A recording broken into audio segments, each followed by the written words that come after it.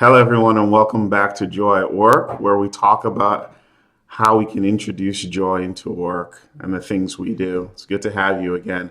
In my last post, I talked about making work play and how we all need to find the things in our work that, suck out the joy or make it not playful and turn those things around. And I got a lot of good response from that. So that was cool. But I had a friend challenge me. It seems like each one of these posts leads to another challenge. And the challenge was basically, is this only true for people at a socioeconomic status? So it stated a little bit differently. Do you have to have a certain kind of job or be in a certain place in life to even be able to attempt to find joy at work? That's a pretty good question, and I could see how someone could conclude that. But I don't think so. I don't think you have to have a white collar job or make a certain amount of money or whatever to find joy at work. I think if you look around society, you find people who make a ton of money who aren't happy with their situation. And you might find people who don't make a lot of money who are happy with their situation. I think if you look around you and look at all the people you engage with on a day-to-day basis, you'll find people who span all a socioeconomic range that all have different responses to their work. You might find people in blue collar jobs that you think you personally couldn't do that are happy, that are engaging, that are smiling. I know of a particular person that comes to mind right now. Every time I see this gentleman, it's always joy, it's conversation, it's how you doing, right? So it doesn't really seem to matter, to me at least. It's really about the way we take on the work and what we want to do and where we are with ourselves in our individual lives. If you're unsatisfied with your situation, it's very clear that it might be difficult to find joy at work. But what will bring you satisfaction? And that's what this channel is really about.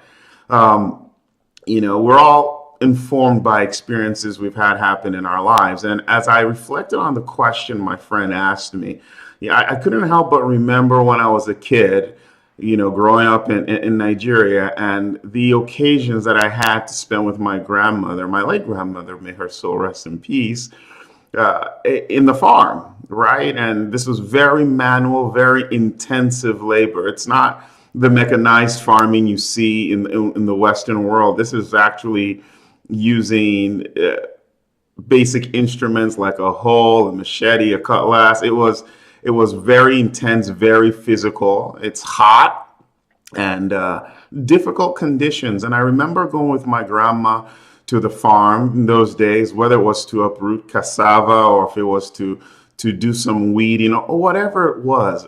We would always go out there. And I remember being 10, 11, 12, maybe even some years younger than that, and would be out there. And as I reflect on it, I remember all the women who were out there working in their all farms, because these were all farms that were situated beside each other. They'd all be singing, they'd all be cracking jokes, they'd all be telling each other what they were going through and what the struggles were and what they had planned and what was going on. And sometimes they would just bust out into song and they'd be singing, right? And then they'd get the work done and we'd go home. It didn't change the fact that it was difficult, right? As I said in my last post, play can be exhausting at times, but they had embraced the challenge before them, the job they needed to do, and they went at it with all the vigor they had, and they got it done, right? And so they experienced joy in that situation. So as I think back on that and my grandma's experience and what I saw there, it probably has helped me in my personal situation recognize that socioeconomic situation in life may not matter. It may not really matter. It's really about how we approach things that determines whether we can find joy at work.